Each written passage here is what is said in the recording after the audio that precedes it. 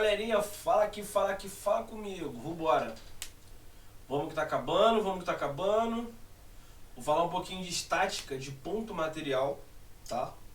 Logo em seguida eu vou falar de estática de corpo extenso, mas antes vou começar aqui falando de ponto material, devagar, tranquilo, na paz, suave. Depois eu entro no corpo extenso, tá? Então, o que a gente precisa, né? Quais são as informações que nós precisamos para começar essa brincadeira? Deixa eu só acertar isso aqui. Essa figura fugiu um pouquinho. Pronto. Agora pode voltar. Beleza. Agora sim. Então é o seguinte. Equilíbrio estático, né? Então vamos entender o seguinte. Quando a gente está falando aqui de equilíbrio estático, né? Nós estamos falando de quando os objetos estão parados, estáticos, né? Ou seja, estão parados, mas em relação ao que, né? Então, é muito relativo, nós já vimos bastante sobre isso. E aí, quando nós estamos parados em relação à superfície da Terra, né, dizemos então que estamos em condição de equilíbrio estático. Então, nessa situação, nós vamos trabalhar sim com equilíbrio estático. Então, pode-se verificar que se um corpo está em equilíbrio estático, a partir da primeira lei de Newton, né, a gente consegue ver isso tranquilamente. E de acordo com essas mesmas leis, né, leis de Newton, se a força resultante sobre o objeto for nula, sua velocidade é constante. Ou seja, a velocidade não vai se modificar e esse cara não tem aceleração. Até então, está muito bonito. Agora é o seguinte, caso o objeto esteja em repouso, apenas quando a soma de todas as forças que atuam no corpo não for nula, é que o corpo se movimentará. Então qual é a grande situação? Bom, nós vamos ter resultantes das forças iguais a zero? Vamos. Só quando estiver parado? Não.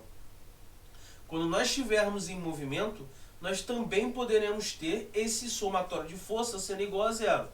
Só que a única coisa que você tem que me garantir é que essa velocidade permanece constante. Se essa velocidade permanecer constante, a gente pode sim considerar essa situação. Tá? Então, nas situações em que mais de uma força atua sobre um corpo, sendo que as linhas de ação de cada uma dessas, né, se cruzam, o efeito final é equivalente, né, ao caso se as forças estiverem, né, sendo aplicadas num único ponto material. Então é claro, para que a gente possa fazer o somatório de forças igual a zero, né, para que esteja em equilíbrio estático, nós temos que adotar o mesmo corpo para a aplicação dessas forças. Tá? Se pegarmos corpos distintos, e aí? Vai fazer o quê? Nada. Né? Assim a gente pode desconsiderar o tamanho do corpo, imaginando ele como um ponto sobre o qual todas as forças são aplicadas. Então aqui eu tenho um exemplo, né? Aqui. Então, ó, aqui eu tenho um exemplo que é o seguinte. Nós temos a tração 1, tração 2 e o peso do cara. Tá? E aí, tá em equilíbrio? Tecnicamente, né? Olhando assim, tá em equilíbrio? Bom, a resposta é simples, galera. Tá em equilíbrio, né? Tá em equilíbrio, mas vamos demonstrar essas forças, né? Vamos mostrar essas forças para falar assim, não, realmente está em equilíbrio. Aparentemente, não está em equilíbrio, não. Eu tenho uma força para baixo, tenho uma T2 que não está na mesma direção do peso, tenho uma T1 que não está na mesma direção de T2 e também não está na mesma direção do peso. Então, como é que esse cara está em equilíbrio? Beleza. E é isso que eu vou mostrar para vocês aqui agora. Então, pensa comigo aqui o seguinte, ó. Vamos analisar assim. Nós temos aqui a força peso, eu vou botar aqui do lado, ó. Vamos dividir assim nos eixos. Então, ó, aqui embaixo, vou botar de outra cor. Vou botar verde. Deixa eu botar aqui de outra cor. Verde. Então, vou botar aqui, ó, força peso verde aqui, ó. Tá aqui a peso. Então, Vou pegar F1 e F2. Vou botar uma de preto. Então aqui eu vou botar T2, né? E a outra eu vou colocar azul. E nós teremos aqui T1. Então, qual é a grande situação? Qual é a grande ideia? Nós temos a força-peso para baixo, né, na direção vertical aqui.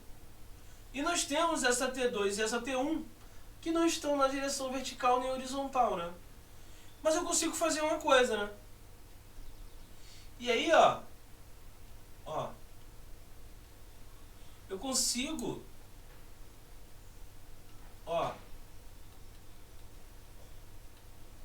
eu consigo decompor esses caras. Eu consigo decompor essas forças, ó. Eu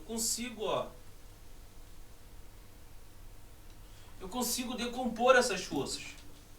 E aí, quando eu decomponho essas forças, né, eu vou ter lá a vertical, né, dois elementos lá, né, três elementos no caso, com mesma direção, porém sentidos opostos, e eu vou ter lá na horizontal dois elementos, né, na mesma direção, porém em sentidos opostos. E aí eu posso criar assim uma situação de equilíbrio. E aí, vamos lá, deixa eu botar pra cá.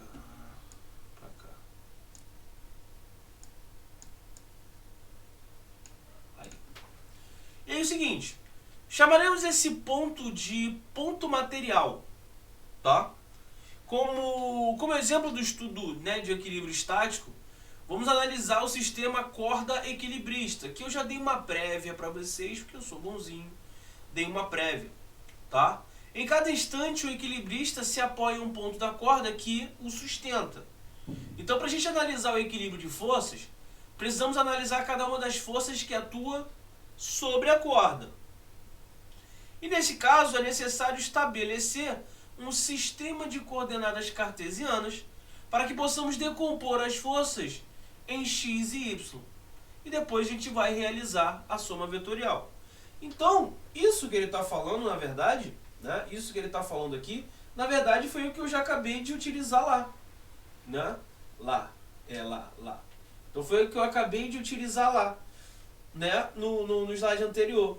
Basicamente é isso. A gente decompõe, vê as direções e vê que o somatório, né, dessas forças, o somatório vetorial, claro, porque nós estamos falando de força, esse somatório vai ser igual a zero. E aí, ó, decompondo as forças de tração T1 e T2 nos eixos ortogonais, nós vamos ter isso aqui, ó. E aí é aquilo lá que eu fiz, ó. É aquilo lá que eu mostrei anteriormente. Só que eu não coloquei, né, os ângulos. Nesse caso aqui, né, esse T1 aqui, ele fez o seguinte, ó.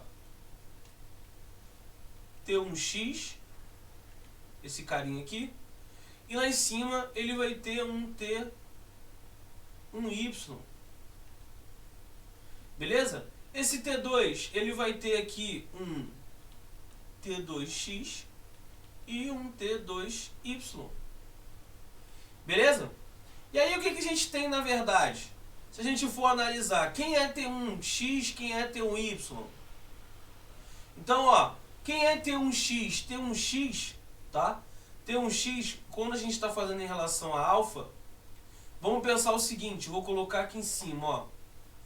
Quando eu pego, né, por exemplo, o seno de alfa, tá?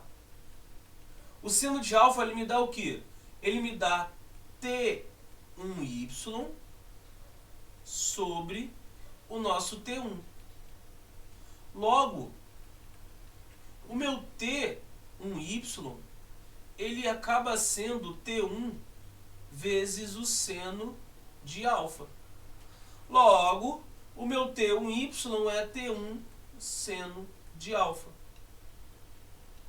E quem é meu T1x? Bom, o meu T1x, ele é T1 cosseno de alfa.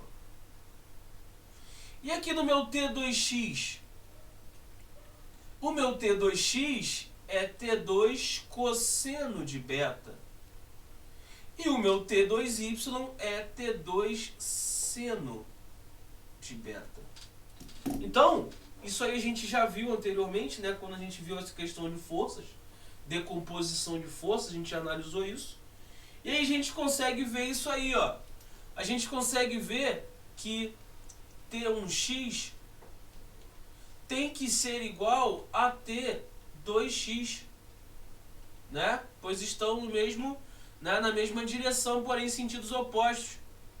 E o meu T1y, tá? Mais o meu T2y tem que ser igual ao meu peso.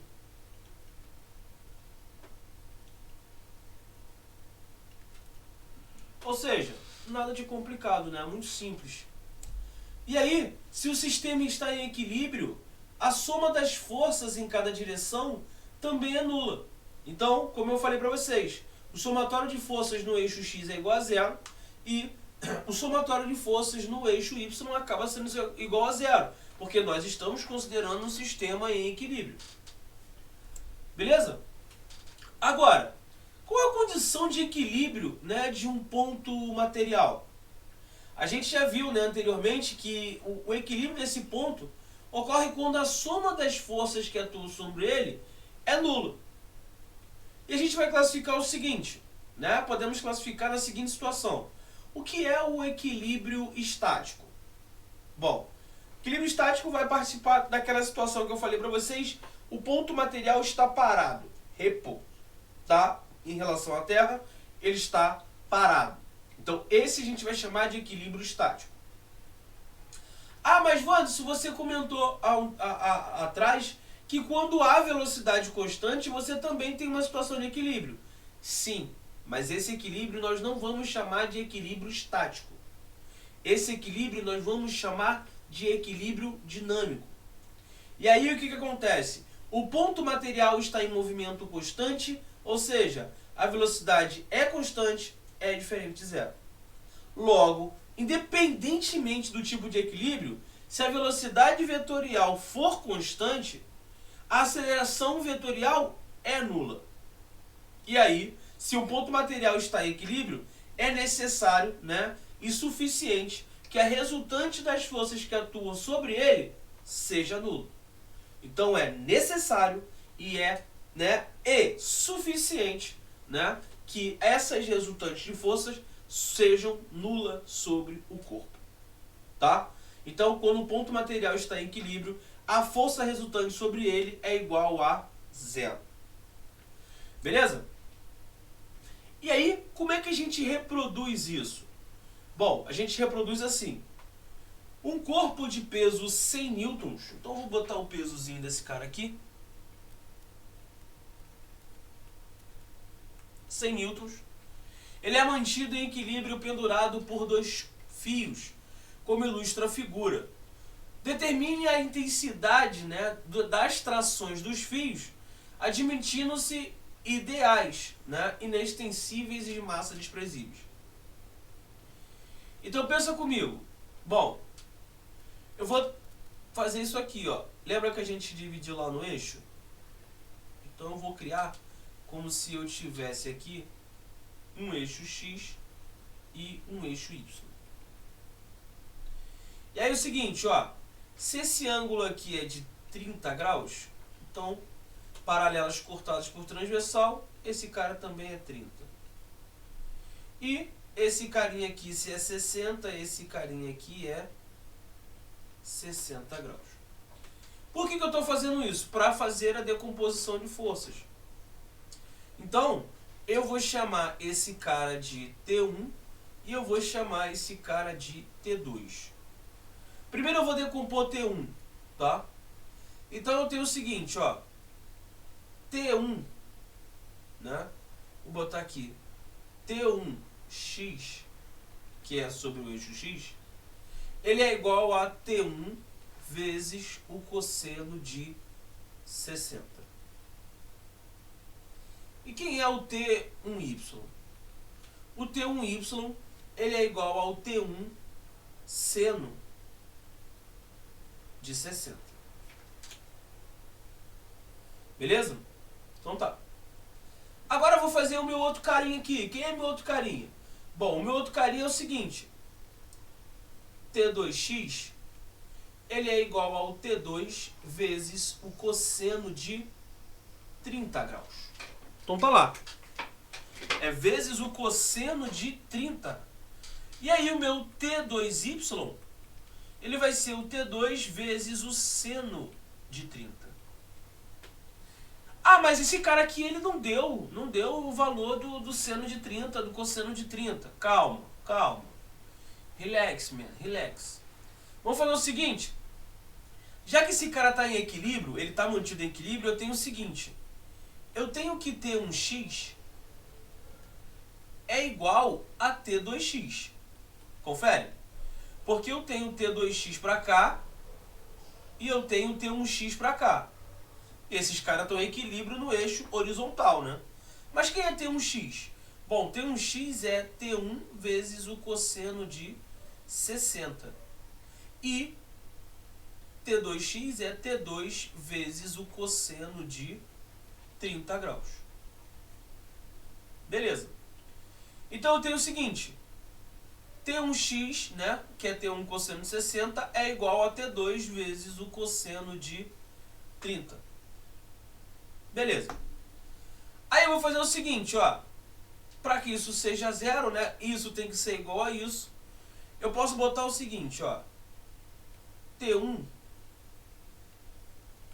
Vou colocar os valores. Então, ó, vai ser T2 vezes o cosseno de 30, que é a raiz de 3 sobre 2, sobre o cosseno de 60, que é meio.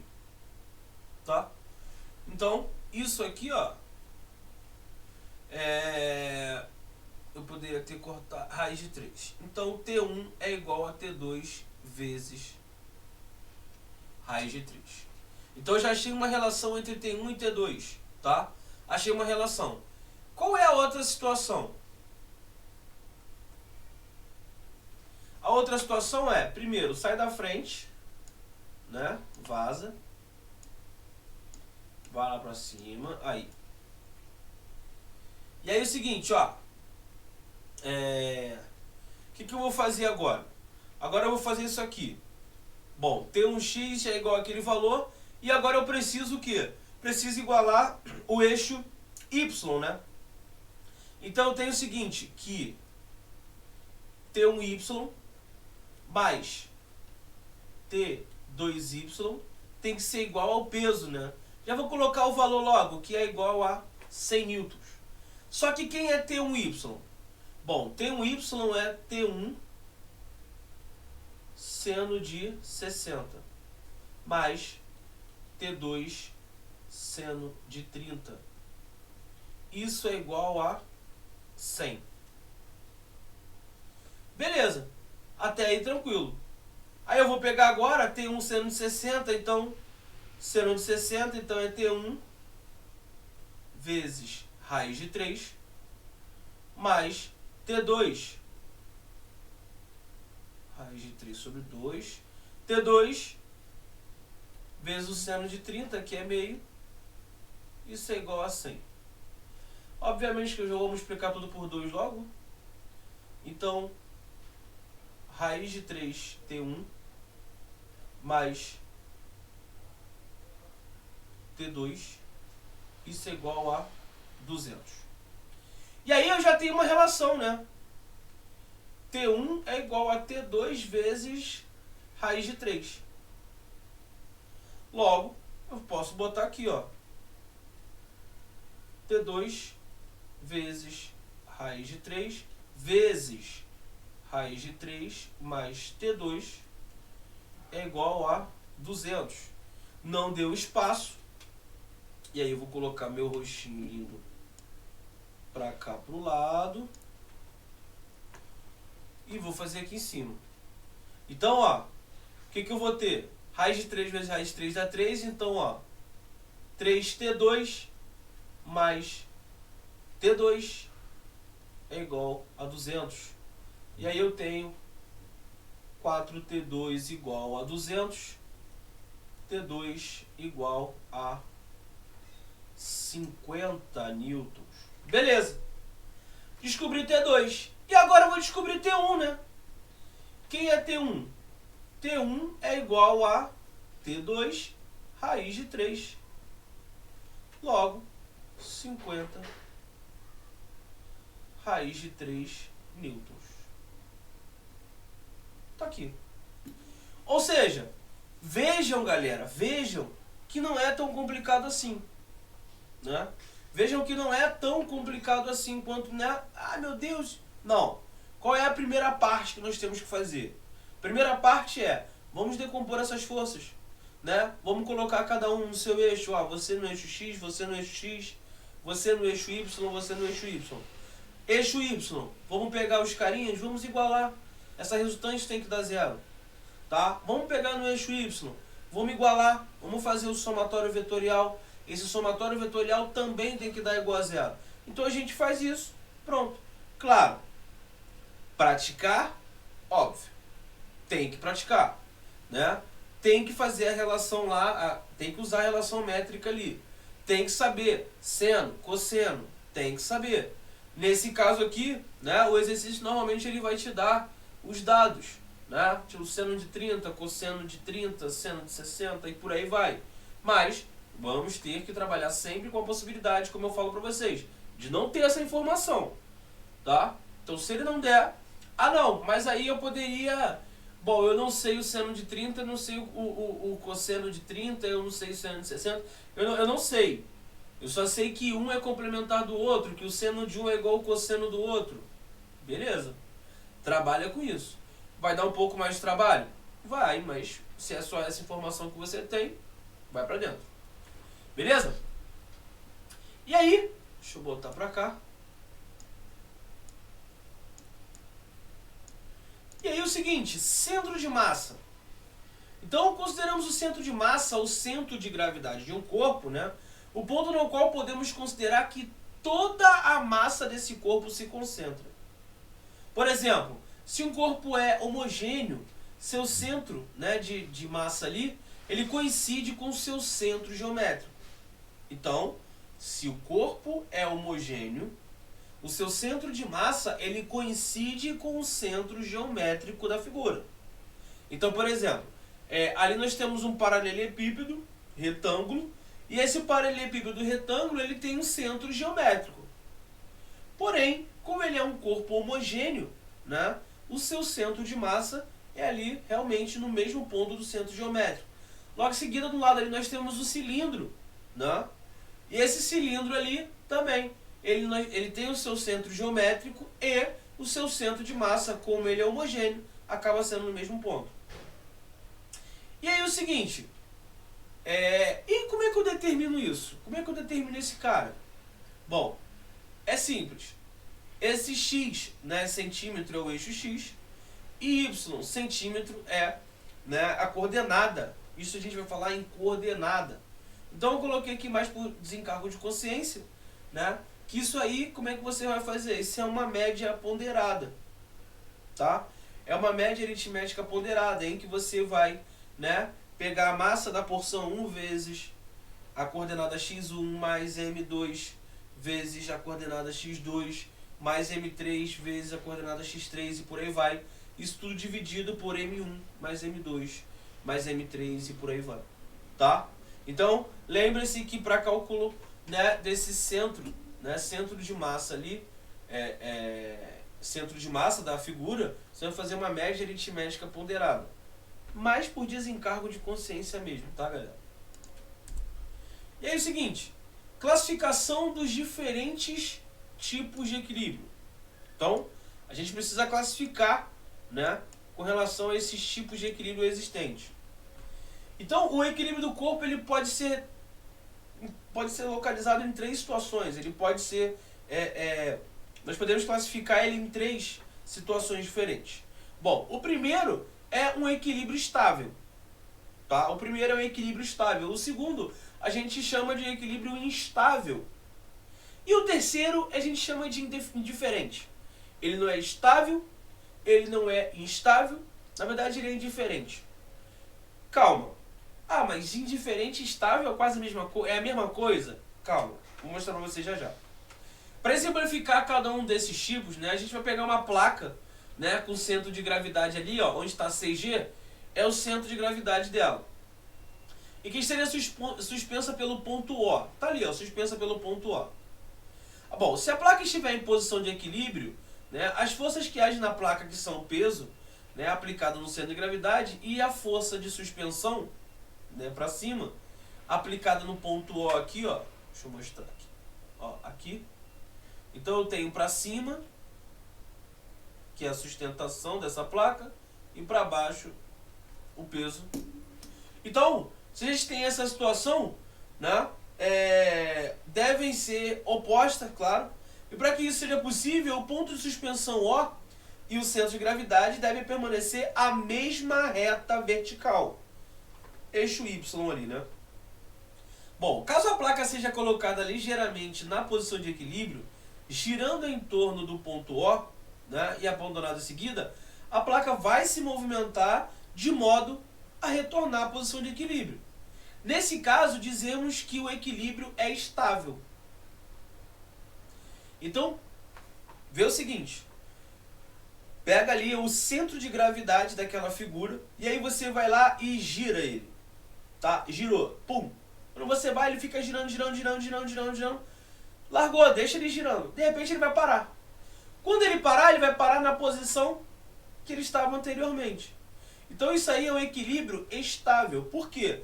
Porque o peso, né, e essa força, né, no sentido contrário, que é a força aplicada na suspensão ali, onde está sendo suspenso esse quadro, elas estão na mesma reta vertical do centro de gravidade. Ou seja, você vai rodar, ele vai e vai voltar na mesma posição. Então esse equilíbrio acaba sendo um equilíbrio estável. Mesmo que você, né, rotacione ele, tire ele da posição que ele está estável, ele volta, tá, para a posição inicial dele. E aí, ó, no equilíbrio estável, o centro de gravidade está abaixo do ponto de suspensão. A figura anterior, né, que a gente acabou de ver, ilustra uma placa deslocada da posição de equilíbrio estável, indicada pelo retângulo tracejado. Então no caso é essa figura. A placa irá girar em torno do ponto O até se equilibrar novamente. Então aqui ele está mostrando a posição inicial, né, onde está pontilhado, ó, com o mouse aqui, ó, onde está pontilhado aqui era a posição inicial. E aí ele gira nesse sentido aqui, tá? Ele gira nesse sentido horário aqui. E aí o que acontece? Né? Quando você gira, ela vai girar no mesmo ponto, né, onde ela estava localizada ali, o centro de gravidade. O peso acaba continuando para baixo. Né? Então o peso continua para baixo. E além do peso continuar para baixo, né, essa força ela continua para cima. Então você vai girando, girando, girando, girando e ela vai ficar novamente nessa reta vertical.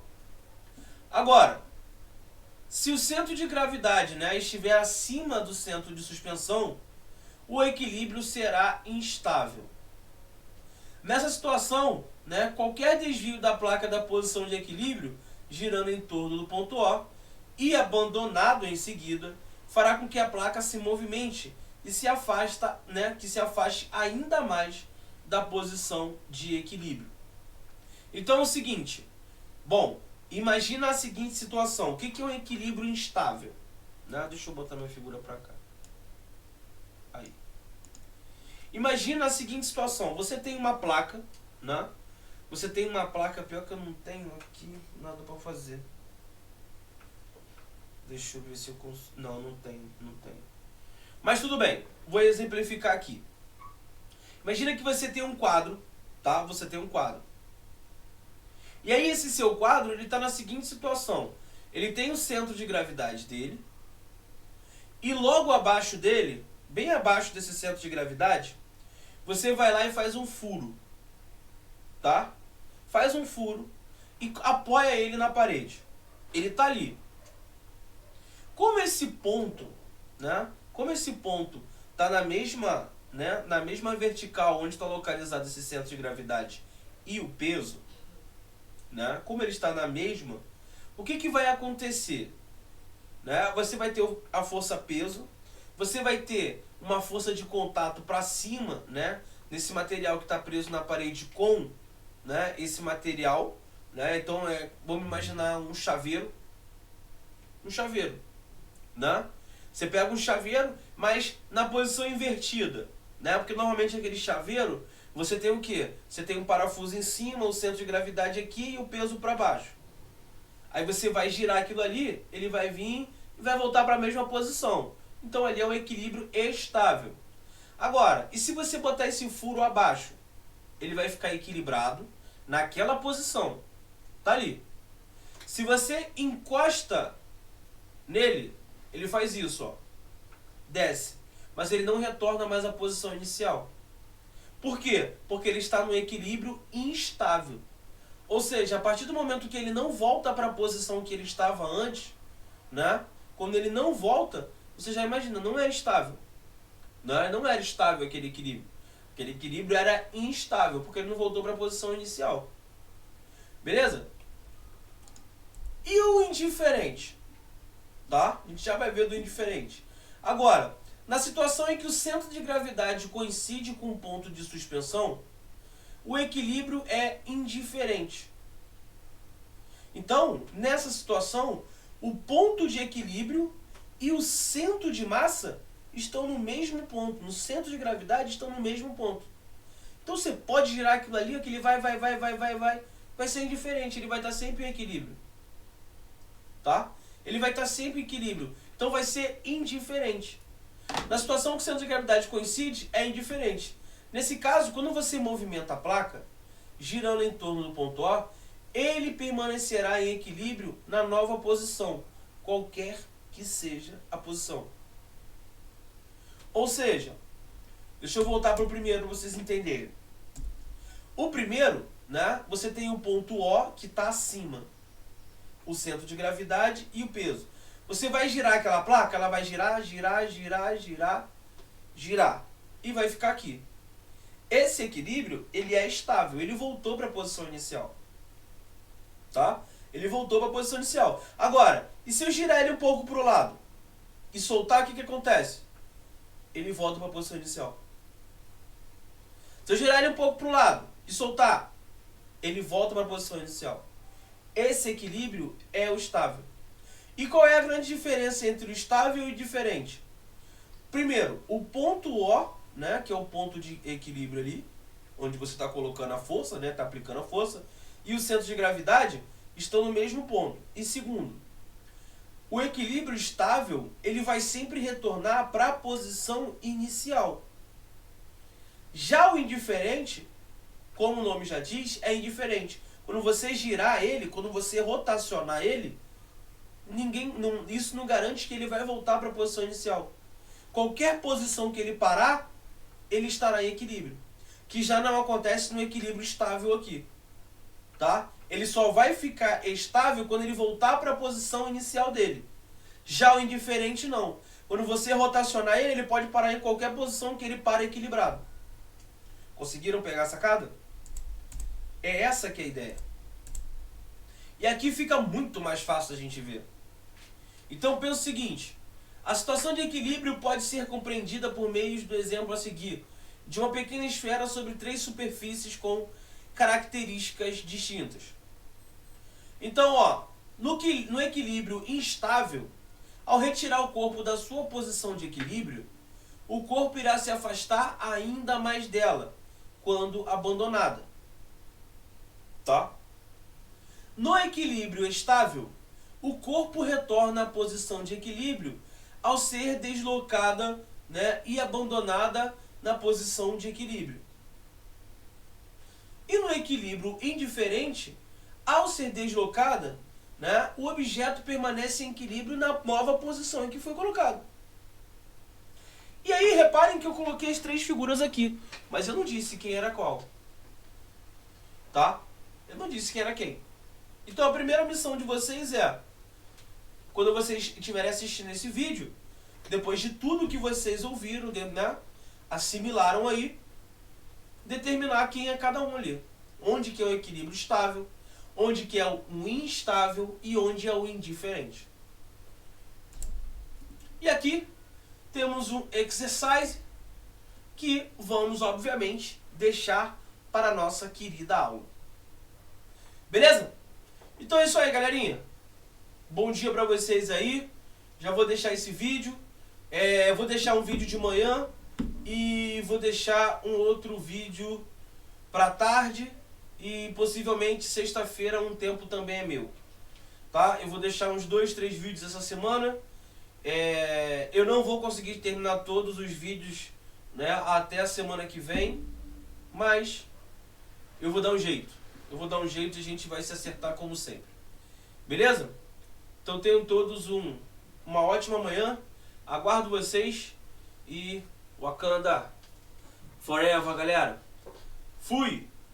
Oi, galerinha! Então, você gostou do nosso vídeo? Então, chama nosso canal. Então, para o vídeo, valeu!